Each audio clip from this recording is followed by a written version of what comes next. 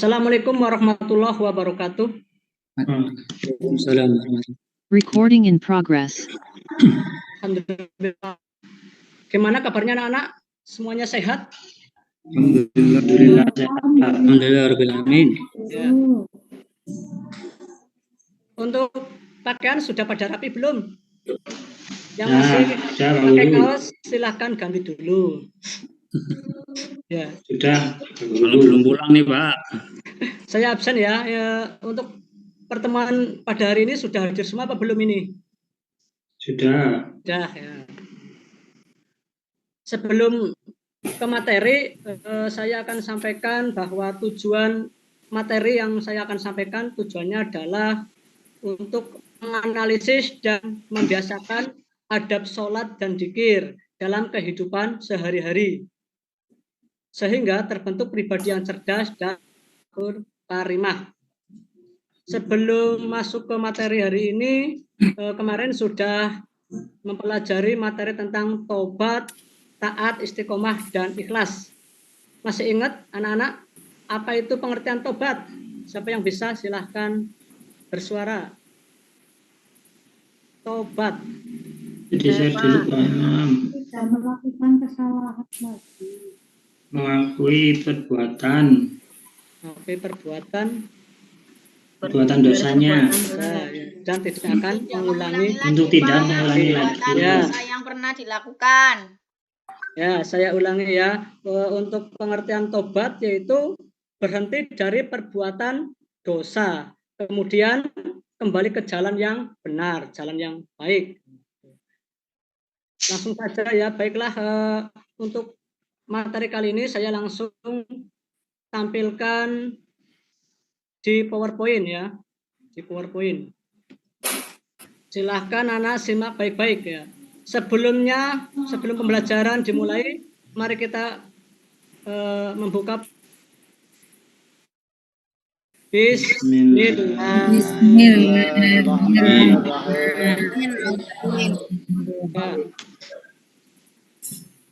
Untuk pertemuan kali ini yaitu bab 4, yaitu tentang adab sholat dan dzikir. Apa itu pengertian sholat? Pengertian sholat menurut bahasa yaitu doa dan juga bisa diartikan rahmat.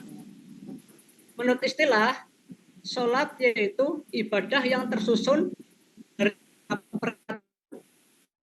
yang diawali dengan takbiratul ihram dan diakhiri dengan salam serta memenuhi syarat dan rukun tertentu. Ada yang tahu syarat sahnya sholat? Terus?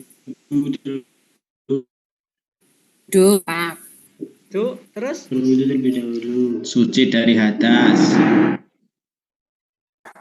Untuk syaratnya sholat adalah Islam ya. Oh ya, Islam Pak. Ya. Islam terus balik. Ya. Terus kata untuk supaya mantap ketika melaksanakan sholat, kita juga harus tahu dalil. Dalil itu istilahnya landasan hukum. Ada yang dari ayat dan juga ada yang dari hadis. Yang dari ayat ini silahkan yang mau membaca silahkan dibaca. Ya Pak Guru. Silahkan. Saya Arif Pak Guru. Oh ya bagus, silahkan. A'udzubillahi minasyaitonirrajim. Alladzina yu'minuna bil-ghaibi wa yuqimuna sholata wa mimma razaqnahum yunfiqun. Artinya yaitu mereka yang beriman kepada yang gaib, mendirikan sholat dan menafkahkan sebagai yang dianugerahkan kepada mereka. Quran surat Al-Baqarah ayat 3. Bacanya sudah lancar. Ini ayat mengenai dalil tentang sholat ya. Juga ayat-ayat yang lain berkaitan dengan sholat. Terus yang terkait hadisnya ini silahkan yang membuka ya, silahkan. Buniyal islami ala khamsin syahadatu illallah wa anna muhammadar rasul wa iqamatus shalah wa itaiz zakah wa hijjul baiti wa shaumu ramadan. Islam didirikan di atas 5 perkara, yaitu bersaksi bahwa tiada sembahan yang berhak disembah secara benar kecuali Allah dan Muhammad adalah utusan Allah, mendirikan salat, mengeluarkan zakat, mengerjakan haji ke Baitullah, dan berpuasa pada bulan Ramadan. Hadis riwayat Bukhari dan Muslim. Ya, terima kasih Kas Muri telah membacakan dalil tentang sholat ya. Saya lanjutkan saja ya, bisa nanti ditulis ya. Terus yaitu adab sholat, adab, nama lainnya tata krama ya, tata kramanya, unggah-ungguhnya. Yang pertama yaitu tepat waktu, tidak menunda-nunda waktu sholat. Siapa yang sering masih menunda-nunda sholat ini? Pak Guru. Jangan sampai ya, kita berusaha untuk selalu tepat waktu seperti yang dicontohkan oleh Rasulullah SAW. Terus yang kedua, tempat sholat dan sujud kita rapikan dan bersihkan dari najis-najis yang ada. Tulisan atau apa saja yang sholat. Jadi kita pastikan ketika mau sholat, tempat sholatnya itu rapi, bersih. Sehingga nanti sholatnya itu akan lebih khusyuk. Kalau di masjid sih insya Allah ya sudah rapi ya. Tapi kalau di rumah ini yang kadang masih belum diperhatikan tentang kerapiannya, kebersihannya. Jadi perlu diperhatikan lagi. Terus yang ketiga, ini kira-kira siapa ini? Guru. Nah, dilakukan dengan khusyuk, tidak tergesa-gesa, tenang, tumaninah dari gerakan-gerakannya, jangan terlalu banter ya. Jadi nanti merasa ketika sholat itu bisa dinikmati, bisa menikmati sholat, dilakukan dengan khusyuk, tenang. Jadi kira-kira kalau sebelum waktunya kita sudah persiapan. Ini juga mengantisipasi agar kita itu nanti sholatnya akan lebih khusyuk. Terus yang keempat, memakai pakaian yang terbaik, yaitu pakaian yang rapi, pakaian yang bagus, yang baik, pakaian yang harum, menggunakan wewangian dan menutup aurat secara sempurna. Nah, ini di sini ada gambar auratnya kelihatan ini. Gambar aurat laki-laki. Kadang menggunakan pakaian yang ngepres sehingga belakangnya kelihatan. Mungkin bagi yang memakai nggak merasa, tapi ternyata auratnya kelihatan. Ini juga diperhatikan. Terus untuk perempuan biasanya itu ketika menggunakan mukena, kadang kakinya masih kelihatan dan juga rambutnya kadang masih kelihatan. Jadi perlu diperhatikan ya anak-anak. Jadi jangan asal-asalan menggunakan pakaian. Harus berusaha yang wangi. Parfum kan itu macam-macam ya. Ada yang murah, ada yang mahal itu. Kalau yang asli itu mahal itu. Tapi itu sifatnya awet itu. Banyak di pasaran. Jadi itu juga sunnah Rasul. Jangan disia-siakan. Itu bagi yang laki-laki. Kalau bagi perempuan untuk memakai parfum itu tidak dianjurkan ya. Terus saya lanjutkan lagi. Sholat yang kelima itu menyesal serta bersedih jika tidak dapat menunaikan sholat dan menikmati dengan baik dan sempurna. Ada yang sudah pernah nih menyesal jika menunda-nunda sholat bahkan meninggalkannya? Kalian merasa sedih nggak? Merasa nyesel nggak ketika kalian menunda menunda sholat, bahkan lupa meninggalkan sholat. Sedih, Pak Guru. Sedih ya, ya. Sedih, kesel ya. Itu berarti Nangis. menandakan kalian itu masih punya iman. Ya, kalian itu kepengen sholatnya itu rapi, tertib. Nah, seperti Rasulullah ya, tidak menunda-nunda sholat.